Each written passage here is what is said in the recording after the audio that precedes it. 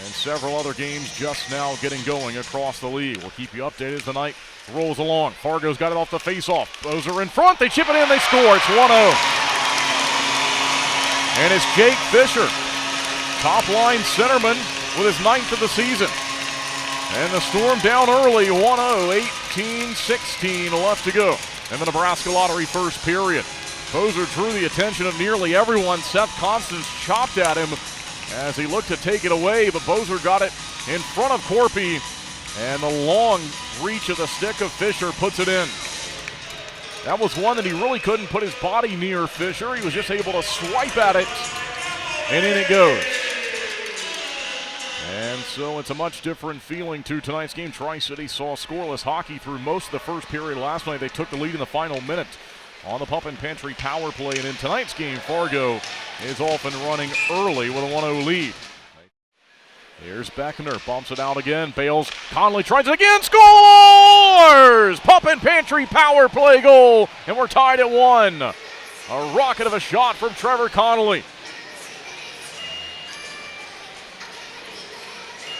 It's his 9th of the season. He has 19 assists. And the projected first-round pick in this year's National Hockey League draft coming up in the summer lights the lamp here.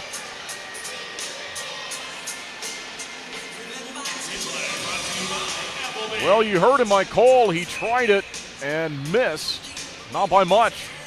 And then they went right back to him. Owen Beckner found the puck in the corner, caught it along the wall. They moved it right back over to him, and once again, a slap shot opportunity and a one-timer. Did not miss on that try. Nice goal for Connolly. And 1-1 game. He dishes it away. Now Plant loads up, gives a pass. They look to center, they fire and score. And it's 2-1. Fargo will retake the lead with Michael Lastarza.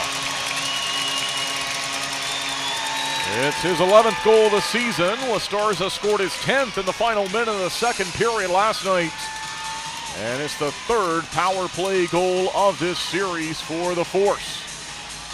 Philip Lee Savoy was defending in front of the net. He tried a stick lift on Lastarza, but Lastarza got there first.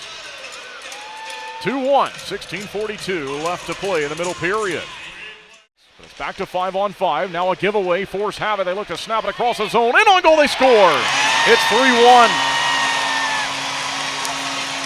And Max Swanson has given the Force a 2-goal lead. Well, Tri-City with a giveaway there. Unable to leave the zone with it.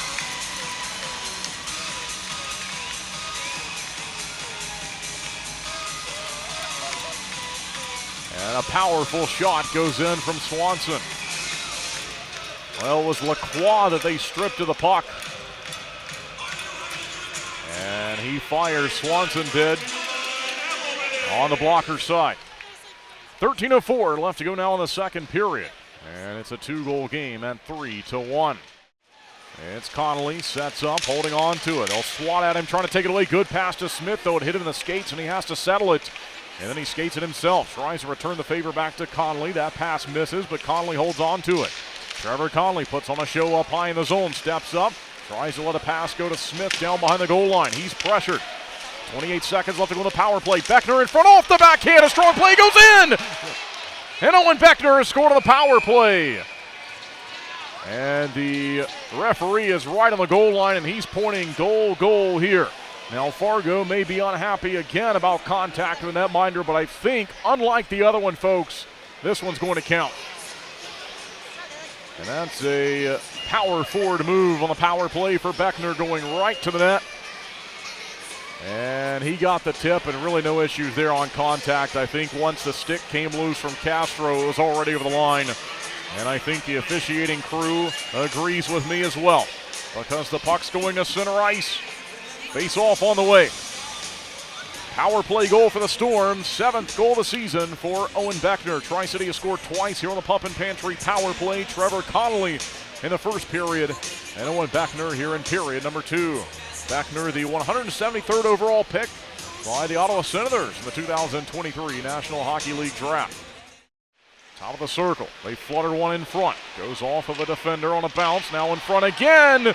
And it goes in underneath Corpy. Cameron Corpy's run into. He's pushed into the back of the goal. And maybe we have another controversial play with goalie contact here. Well, let's see if we get a look at the replay. I'm sure we will.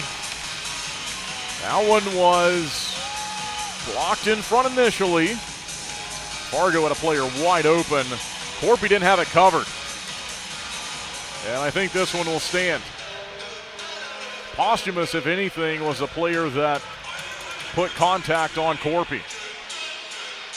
So it's a 2-goal lead for the Force and 4-2, 5:30 left to go in the second period. Last night, Fargo won it 7-2 after leading it 4-2 after 2. Shots on goal are 21-7. Nearly taken away and stolen by Davatello. Then it is taken away by Fargo and pushed out. And eventually onside. Look out. In front they go. They fire. They score. And a rush down the ice has made it 5-2. 2:53 left to go in the second period. 3-goal lead for Fargo.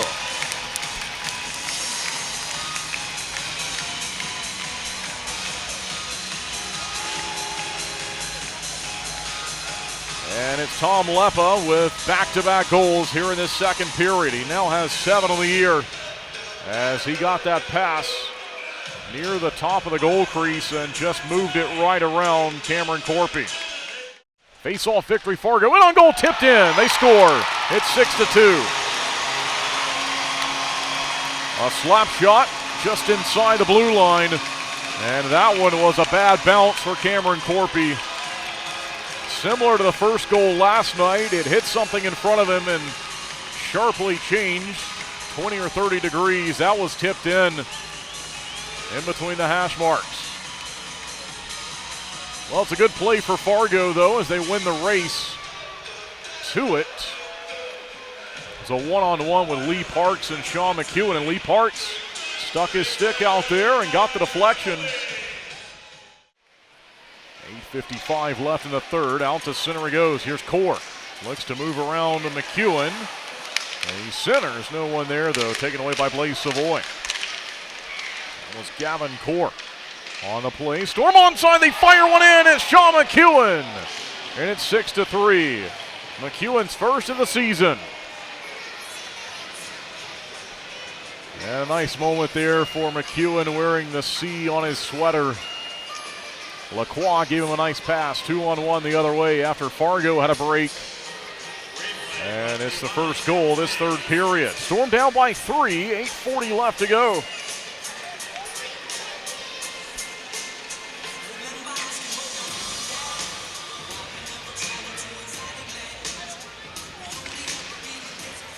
And there's the face-off at center ice following McEwen's first scoring play of the season. Down the ice, flipped by the Force. Over the goal line it goes. It's icing. Well, Fargo's been called for icing a few times here in this third period. They've got the luxury of doing it, though, without much of a penalty. Obviously, they still can't change their players, but they're working with a large lead.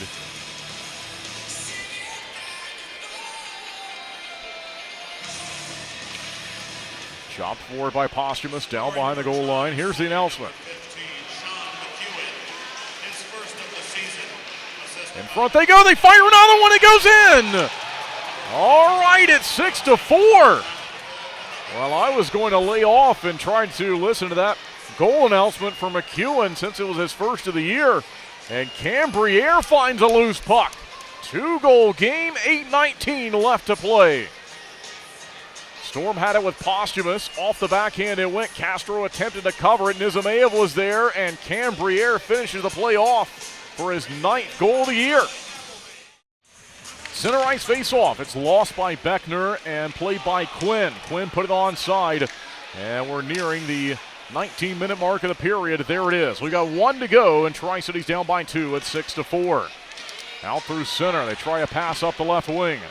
Send the Force's defensive end. They turn, they fire, looking to move it out. Storm had the line held momentarily. They still have it now with Connolly. Goes across. They'll shoot towards the net. It's blocked. Rebounds there. They're trying to find it. It's swept high in the zone. Not out. Held onside. A one-timer towards the goal is blocked. Fargo will have a play at it from center. And Bales looking for it. Connolly run into. Fargo tags up. They're onside. They'll shoot. They score. Empty netter. And Connolly going after, remember the force here in the defensive end of Fargo. He came all the way across. It's 7-4 with 24.6 left. The force will win it. But many players gathering together in the far side corner. There was talking at center ice. Charlie Kensman and Trevor Connolly involved with the Storm. And I kind of had to watch two different things there. I knew the net was empty and Fargo was tagging up and likely had a wide open chance, which they did. Gavin Morrissey, the goal scorer, but I also had to keep an eye on what was going on at center ice because Connolly was blasted down to the ice on a heavy hit. His teammates didn't like it. He didn't like it. And he went chasing down the ice. And into the box is Michael Quinn. And this one will finally come to an end. Fargo wins it 7-4.